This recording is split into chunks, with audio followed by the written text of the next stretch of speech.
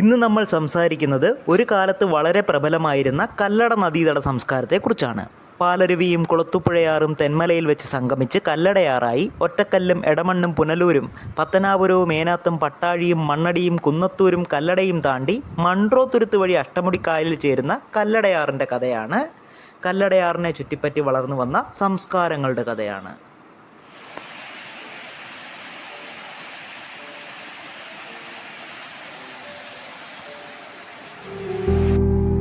5000 അടി ഉയരത്തിൽ ബ്രഹ്മ, വിഷ്ണു, ശിവൻ എന്നിങ്ങനെ ത്രിമൂർത്തികളാൽ നാമകരണം ചെയ്യപ്പെട്ട 3 ശിഖരങ്ങളുള്ള കുറ്റാലമലയുടെ അടിവാരത്ത് സ്ഥിതി ചെയ്യുന്ന ക്ഷേത്രമാണ് കുറ്റാലേശ്വര ക്ഷേത്രം. 1956 വരെ കുറ്റാലവും ചെങ്കോട്ടയും ആര്യൻകാവുമെല്ലാം കൊല്ലം ജില്ലയുടെ ഭാഗമായിരുന്നു. പിന്നീട് സംസ്ഥാന രൂപീകരണം ഉണ്ടായപ്പോൾ ആര്യൻകാവ് കേരളത്തിനും കുറ്റാലവും അടങ്ങുന്ന ചെങ്കോട്ടയുടെ ബാക്കി ഭാഗങ്ങൾ തമിഴ്നാട്ടിലും ചേർന്നു. ഗംഗയ്ക്ക് കൈലാസം എന്ന പോലെയാണ് കല്ലടയ്ക്ക് കുറ്റാലവും. ചില കാര്യങ്ങൾ അങ്ങനെയാണ്. എത്ര മുറിച്ചു മാറ്റിയാലും അതിൻ്റെ സംസ്കാരത്തിൻ്റെ കാമ്പ് ചേർന്ന് തന്നെ നിൽക്കും. ചോര ചോരയെ തിരിച്ചറിയുന്നത് പോലെ.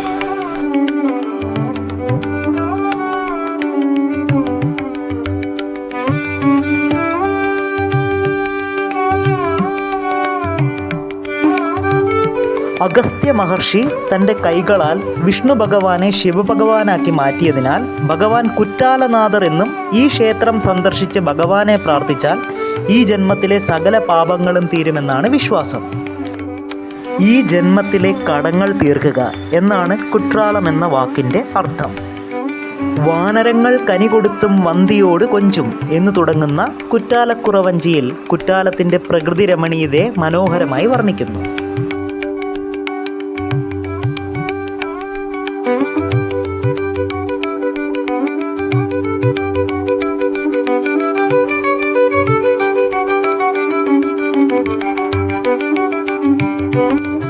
ശിവൻ നടരാജനായി നടനമാടിയതായി ഐതിഹ്യമുള്ള പഞ്ചസഭാ ക്ഷേത്രങ്ങളിൽ ചിത്രസഭയാണ് തിരുക്കുറ്റാലസ്വാമി ക്ഷേത്രം. ചിത്രസഭയിൽ വച്ചാണ് അഗസ്ത്യ മഹർഷി വിഷ്ണുശിലയെ ശിവവിഗ്രഹമാക്കി മാറ്റിയെന്നാണ് അനുമാനം. 2000 വർഷത്തോളം പഴക്കം തോന്നുന്ന ക്ഷേത്രമാണ്. ഇവിടെ വിഗ്രഹങ്ങളാലല്ല, മറിച്ച് ചിത്രങ്ങളാലാണ് മൂർത്തിയെ അടയാളപ്പെടുത്തിയിരിക്കുന്നത്.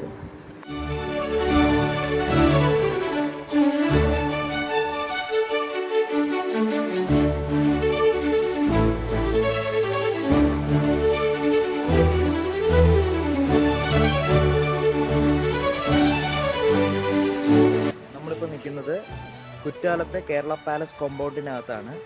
എത്ര പേർക്ക് അറിയാമെന്ന് അറിയത്തില്ല, നമ്മുടെ ഒരു കേരള പാലസ് തമിഴ്നാട്ടിനകത്ത് തെങ്കാശിയിലെ കുറ്റാലത്തുണ്ട്. അതൊരു വലിയ കോമ്പൗണ്ടാണ്. അതിൻ്റെ കാഴ്ചകളാണ് നമ്മളിപ്പോൾ കണ്ടുകൊണ്ടിരിക്കുന്നത്.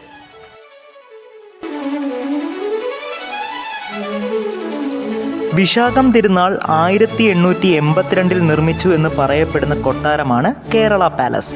56.5 ഏക്കറിൽ നിലകൊള്ളുന്നതാണ് ഈ കൊട്ടാരവും അതിൻ്റെ കോമ്പൗണ്ടും. കോളനൈസേഷന് മുന്നേ നമ്മളെല്ലാം ഒന്നായിരുന്നു എന്നതിന് ഇന്നും നിലനിൽക്കുന്ന ഉദാഹരണം കൂടിയാണ് കുറ്റാലത്തെ ഈ കേരള പാലസ്. ഇതൊറ്റിക്കൊടുത്ത് വെട്ടിപ്പിടിച്ച് ചരിത്രം സൃഷ്ടിച്ച് അതിൽ ചരിത്ര പുരുഷന്മാരായവരുടെ കഥയല്ല, മറിച്ച് ഒരു സംസ്കാരം സ്വയം സൃഷ്ടിച്ചെടുത്ത് അത് മനുഷ്യ നന്മയ്ക്ക് പകർന്നു കൊടുത്ത് ചതിക്കപ്പെട്ട് ചരിത്രത്തിൽ ഒന്നുമല്ലാതെ ആയിപ്പോയവരുടെ കഥയാണ്. അതെ, ഇത് അവരുടെ കഥയാണ്. ആത്മാക്കളുടെ താരശോഭയ്ക്ക് ഒരു മങ്ങലുമേറ്റിട്ടില്ലാത്തവരുടെ കഥ.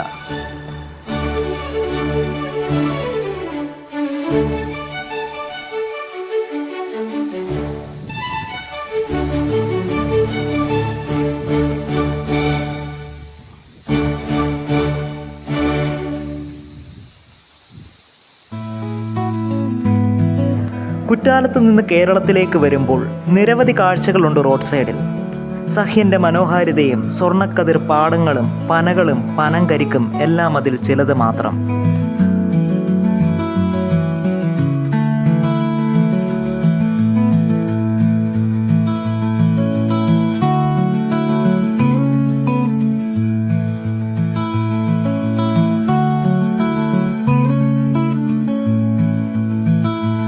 പനങ്കരിക്കും പാടത്തിൻ്റെ ഭംഗിയും കുളിർക്കാറ്റും അത് അനുഭവിച്ച് തന്നെ അറിയേണ്ട ഒരു ഫീലിംഗ് ആണ്.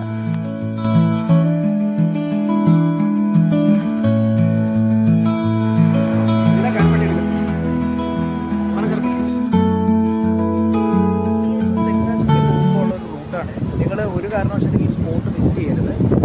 നല്ല വ്യൂ ആണ്. നോക്കിക്കഴിഞ്ഞാൽ നമ്മൾ മലയുടെ ടോപ്പിൽ നിന്നിട്ട് താഴോട്ട് പോകുന്ന പോലെ നല്ലൊരു വ്യൂ ഉണ്ട്. ഈ കാണുന്ന വ്യൂ ആണ്. അവിടെ കാണുന്നത് തമിഴ്നാടാണ്. ഇപ്പോൾ നിൽക്കുന്ന Kerala ബോർഡറിലാണ്.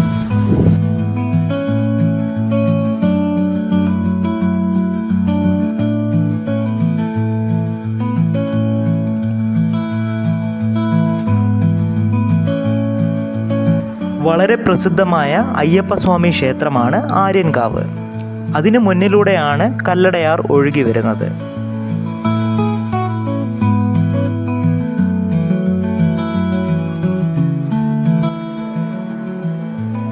Thomas ക്യാമ്പബെല്ലിൻ്റെ river of life എന്നൊരു കവിതയുണ്ട്. അതിലൊരു നദിയുടെ ഉത്ഭവം മുതൽ ഒടുവിൽ അവസാനം വരെയുള്ള ഘട്ടങ്ങളെ മനുഷ്യജീവിതത്തിലെ ബാല്യവും കൗമാരവും യൗവനവും വാർദ്ധക്യവുമൊക്കെയായി അദ്ദേഹം ഇൻ്റർപ്രറ്റ് ചെയ്തിട്ടുണ്ട്.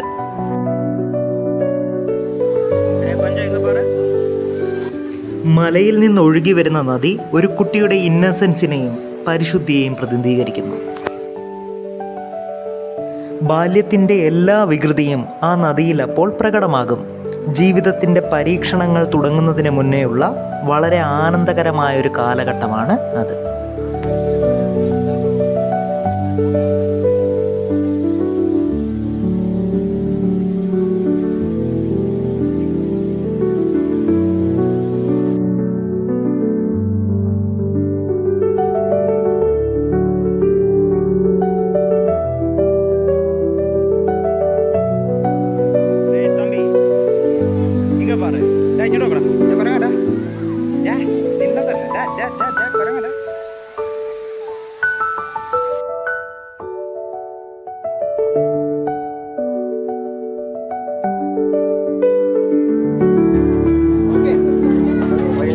Subscribe my friend's channel.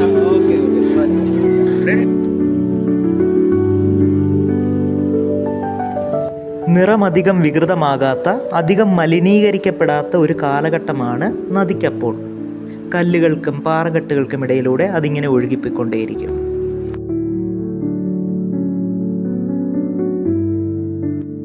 ഇപ്പോൾ നമ്മൾ കാണുന്നത് തെന്മല ആര്യൻകാവ് റെയിൽവേ ബ്രിഡ്ജാണ്.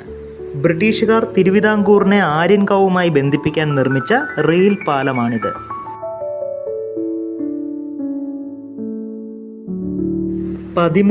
ആർച്ചസിലായിട്ടാണ് ഈ ബ്രിഡ്ജ് സ്ഥിതി ചെയ്യുന്നത്.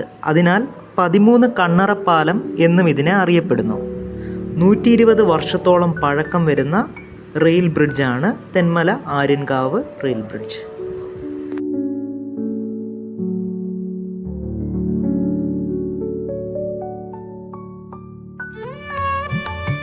എക്കോ ടൂറിസത്തിന് വളരെ പ്രാധാന്യമുള്ള ഒരു സ്ഥലമാണ് തെന്മല.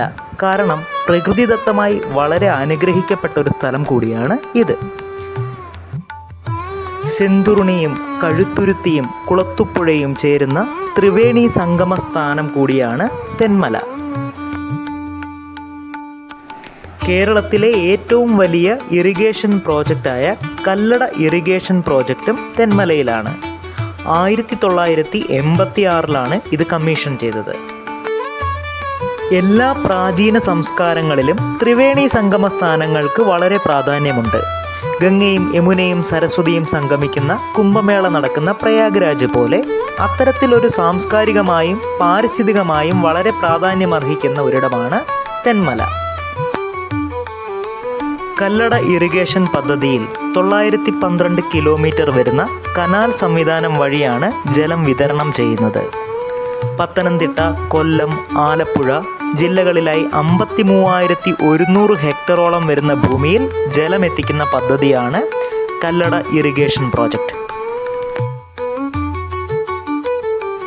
അങ്ങനെ മലയിൽ നിന്നും ഒഴുകി അടിവാരത്തെത്തുമ്പോൾ നദിയിൽ ചെളിയും കല്ലുകളും കലർന്ന് ചെറുതായി ഇരുട്ട് പിടിക്കുന്നു.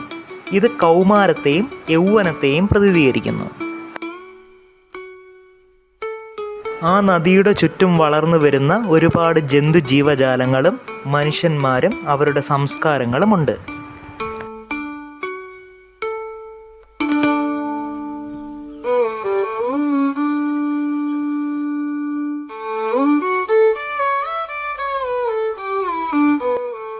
ഇപ്പോൾ നമ്മൾ നിൽക്കുന്നത് തെന്മലയിലെ ഡിയർ റീഹാബിലിറ്റേഷൻ സെൻറ്ററിലാണ്.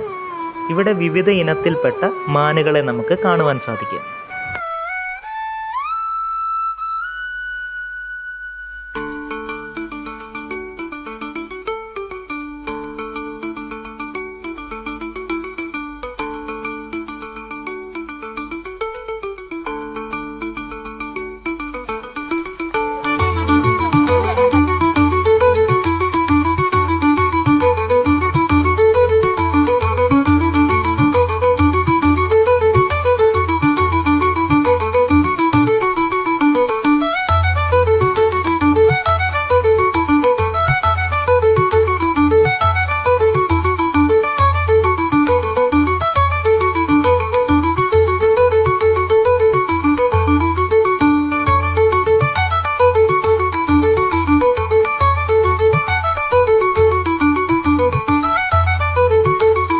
ഡിയർ റീഹാബിലിറ്റേഷൻ സെൻറ്ററിൽ നിന്നും നമ്മൾ നേരെ പോയത് ഒറ്റക്കല്ലിലെ ലുക്ക് ഔട്ട് പോയിന്റിലേക്കാണ്. കല്ലട നദിയുടെ ഭംഗി ഇത്രയും ആസ്വദിക്കാൻ പറ്റുന്ന മറ്റൊരു വ്യൂ പോയിന്റ് ഇല്ല.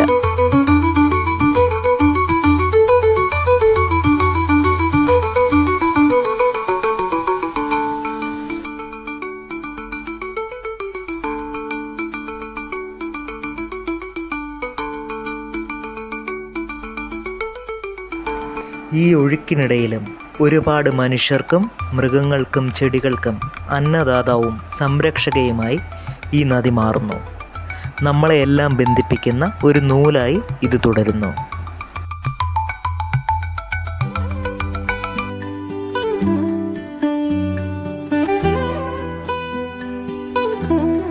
ബ്രിട്ടീഷുകാർ നിർമ്മിച്ച മറ്റൊരു കണക്ഷൻ പോയിൻ്റായിരുന്നു 400 അടി നീളം വരുന്ന പുനലൂരെ തൂക്കുപാലം. 1877 ആൽബർട്ട് ഹെൻറി എന്ന ബ്രിട്ടീഷ് ആർക്കിടെക്റ്റാണ് കല്ലട നദിക്ക് കുറുകെ പാലം നിർമ്മിച്ചത്.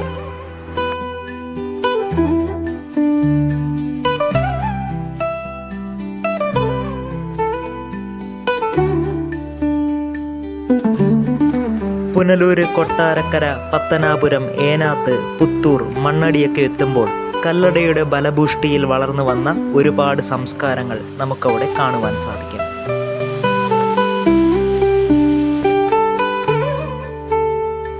കാര്യോട്ട് മലയിലെ ഹൈടെക് ഡയറി ഫാം അതിനൊരു ഉദാഹരണമാണ്.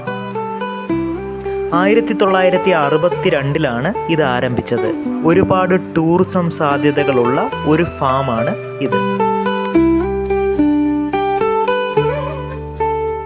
600ഓളം ക്രോസ് ബ്രീഡ് പശുക്കൾ, പല ഇനത്തിൽപ്പെട്ട ആടുകളും മുയലുകളും, ഓസ്ട്രിച്ചും എമുവും കുതിരയും ഒക്കെ കാണാം ഇവിടെ വന്നാൽ.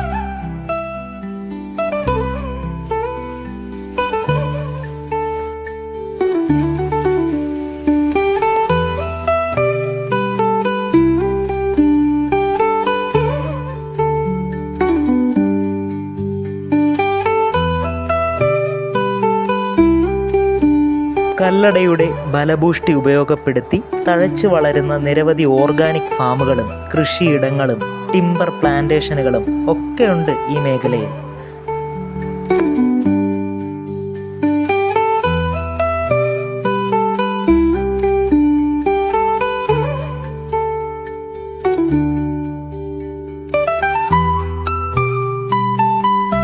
നദിയുടെ മാറ്റങ്ങളും പരിണാമവും.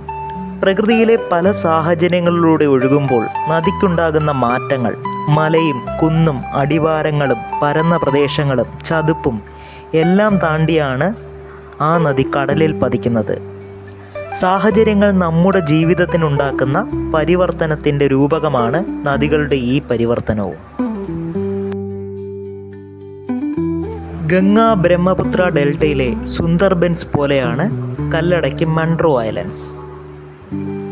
കണ്ടൽക്കാടുകൾക്കിടയിലൂടെ സഞ്ചരിച്ച് സ്വയം ശുദ്ധീകരിച്ച് കല്ലട നദി അഷ്ടമുടിക്കായലിനോട് ചേരുന്നു.